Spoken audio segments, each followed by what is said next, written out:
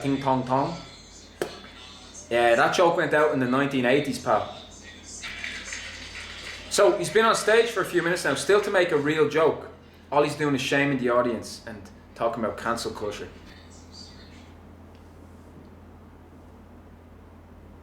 He's talking about ads coming on his Hulu. Like, this is not stand-up comedy. This is just some casual conversation mates have sitting at the bar. Like, all right, so here we go. Tony Hinchcliffe's full set, subsequent to his hilarious jokes about Peng being a filthy little C-H-I-N-K. It's hysterical, isn't it? It's so good. Yeah, it's brilliant. So I'm gonna just imagine that didn't happen. I'm gonna do my best. I'm gonna see what Ari Shaffir was getting at with this upload. What the media doesn't show you. Oh, it was a media conspiracy against Tony Hinchcliffe to cancel Tony Hinchcliffe. No, it wasn't. It was just Peng called it out because it was... Look, this cancel culture bullshit, sometimes it's just what you see. It is what you get on the tin. Like, this is the thing I want to kind of stress before I play this, and I hope this is heard. I meant to say it earlier. The problem now with the pushback against cancel culture is that it's like, oh, you call anything out and you're being a pussy, which is what, to quote him, he's saying that, that's not my words. But there's just some things you gotta be respectful, and you gotta keep in mind history, and you gotta keep in mind current situations.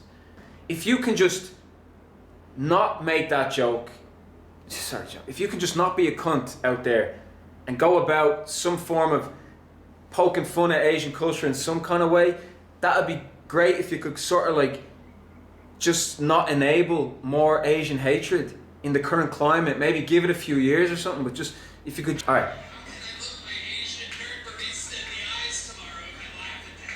How can I look my Asian nerd barista in the eyes? See, I'm sick of freedom of speech. I can't call people chinks. It's terrible, isn't it? Now he's shaming the audience and gaslighting them because they and Peng didn't like an Asian man being discriminated like that. It's really, really bad what he's done. Really dangerous stuff. And now I ain't no fucking snowflake, Ari Shaffir and Tony. Alright, I better shut up. Listen to the set now, yeah?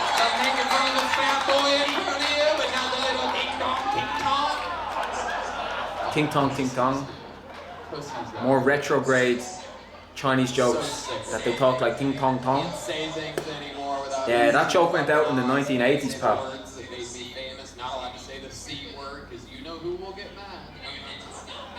Give you a hint, it's not men. And it's not women with a sense of humor.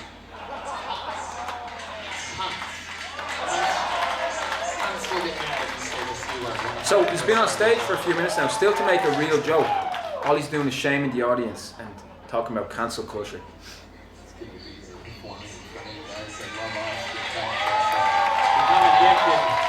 I'm addicted to it. People keep asking me, Tony, when are you going to start dressing like a Texan? I'm here to tell you, I've tried. And I end up looking like Gay Woody from Toy Story. I look like I'm filming gay porn called Boy Story. Look like Gay Woody. Boy Story. Alright, I didn't laugh. I'm trying though. Trying. You're just shaking your head no at that one lady. Why? What are you saying? Why no? Why no? Why are you going like that aggressively? You don't like the joke, or you don't think I look like a Gay Woody from Toy Story?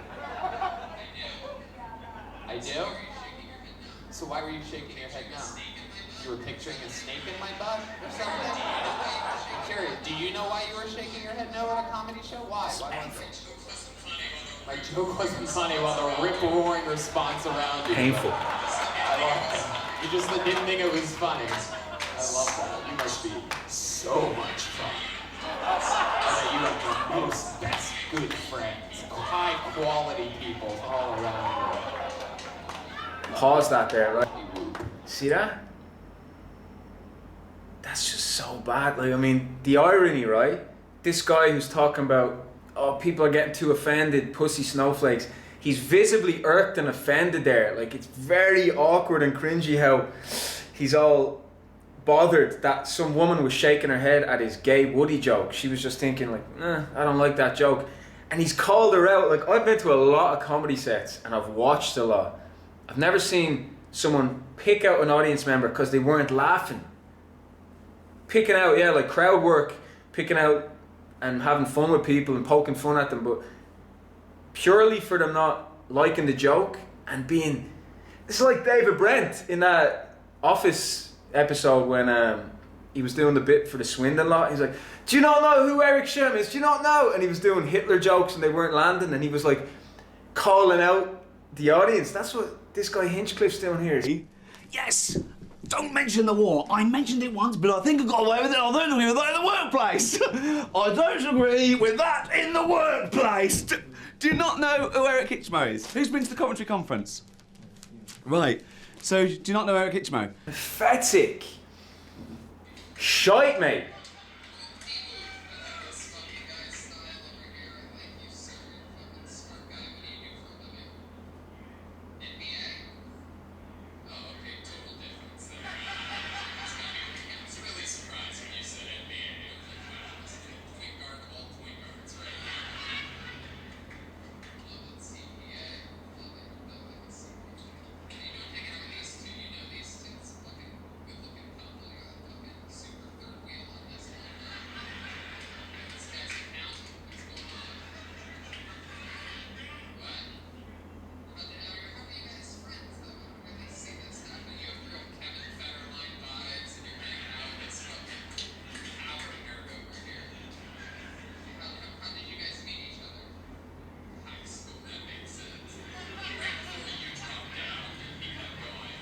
This is so bad, like, just picking out people and just tenuously trying to pull out some kind of jokes about how they look.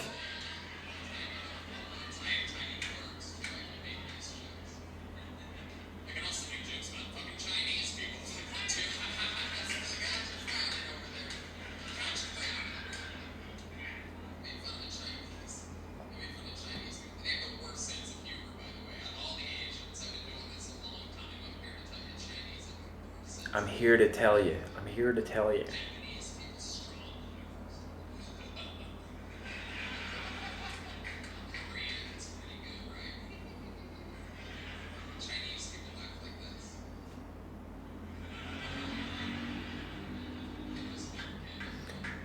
Not true, actually. Chinese people have a fantastic sense of humor. Really good sense of humor.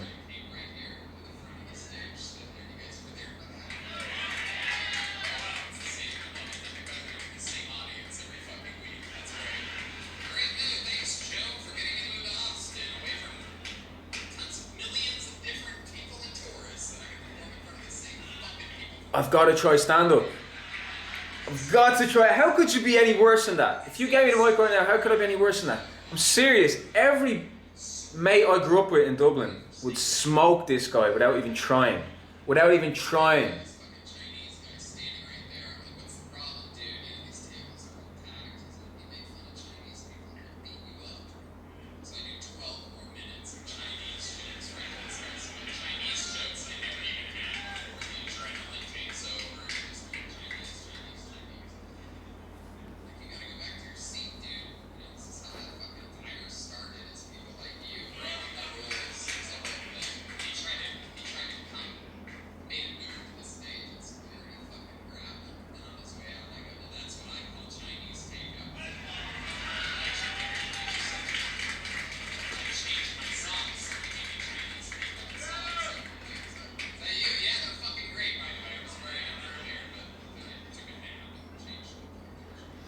I'm sorry, like, honestly, he could be there all night for hours. Like, I hate him so much now. Hate's a strong word. Hate is a strong word. I mean, I have a strong dislike for this smug fucking cunt, alright? And he would just need to come up with something really good. Maybe not that good, like something half decent. But the level of jokes he's coming up with here is just, there's no way in a million years he's gonna make me laugh. And bear in mind, I am suspending my dislike for the dude. I'm doing my best. I'm saying, like, let's roll with it and let's see what he can say.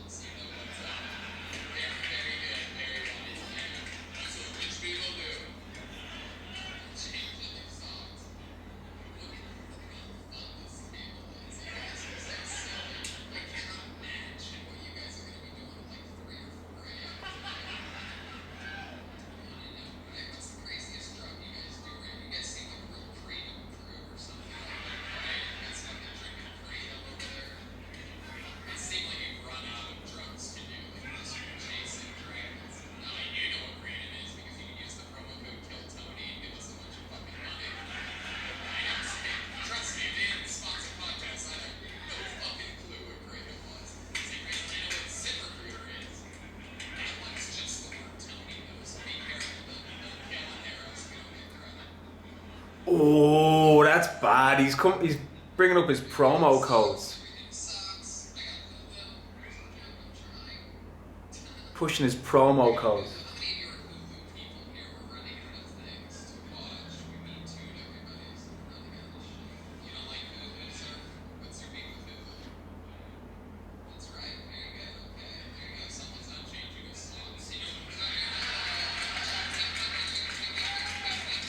Be fair now, this is a bad set.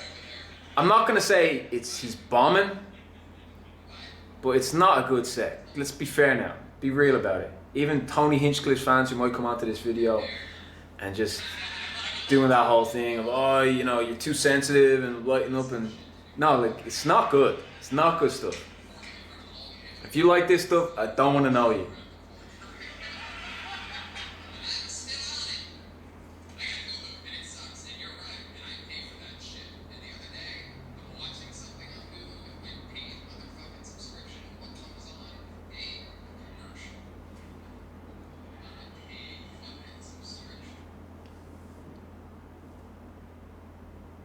Talking about ads coming on his Hulu.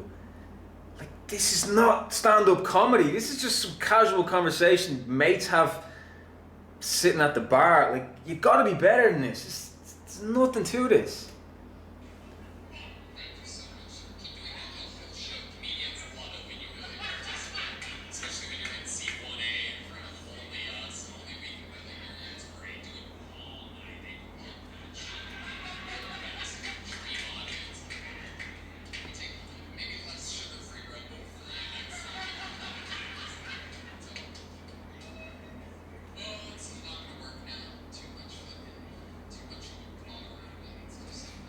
He's got little notes, he's got little yellow note paper.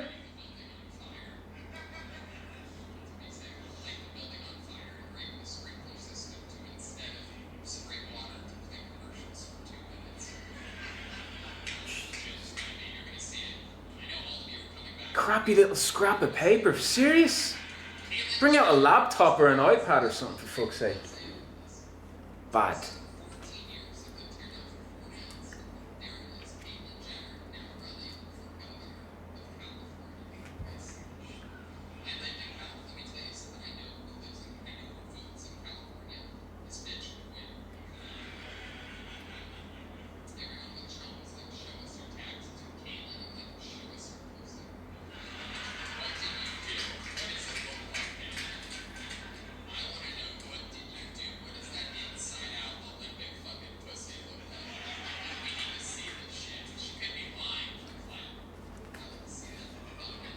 It's not. Like, here's the thing, alright? Like, obviously he's getting into transphobia now. If I go to a bar here and someone brings up Caitlyn Jenner, that's all they're gonna say. I wonder what kind of pussy she's got. Has she still got a dick? Is she pre-op, post-op? You're supposed to be coming up with some double entendres, some observations like outside of that. But you're just talking about you want to see Caitlyn Jenner's pussy. Fuck off. Crap.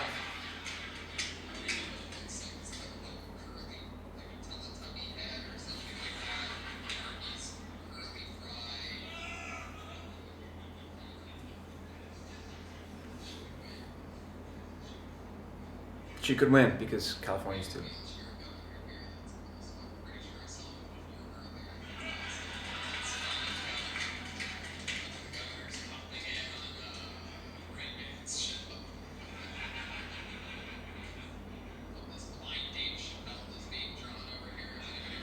I gotta say, I admire his moxie, like his self-belief. If I compare myself, like my comedic natural talent that I've had since I was a kid, I can just say that. I've had a decent bit of wit about me among friends, among family. But my level of self-confidence to deliver jokes on stage like that is nowhere near that. And like, he just does not come across as a funny dude, even in his circle of friends.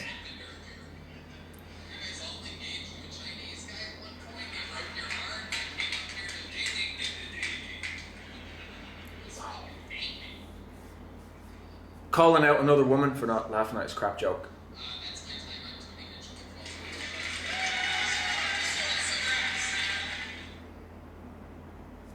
That was it? That was his whole set? That was absolute fucking trash. I'm serious. Leaving aside, well, the China jokes were all he had. If it wasn't for the joke about Peng, what would he have said? He talked about his Hulu subscription having a paid ad, Caitlyn Jenner running for governor, and he wants to know, does she have a vagina or a penis? Like, it's fucking high school. Who's your fucking teacher? Like, they're jokes I made when I was a teenager. Like, it's not, there's no sophistication there. There's no thought gone into that. What was the other one? I've lived down here in Texas for a while. Gay Woody. Was there 3 jokes really in those 10 minutes? The other times, the rest of the time was filled in with just picking out audience members. Oh, look at you. Where are you? What do you do? MBA. MBA? No, CPA. Oh, that would be a big difference. Like, there was no double entendre. There was no wordplay. There was no double meaning or going under the surface. Second or third degree jokes. It was just all baseline crap.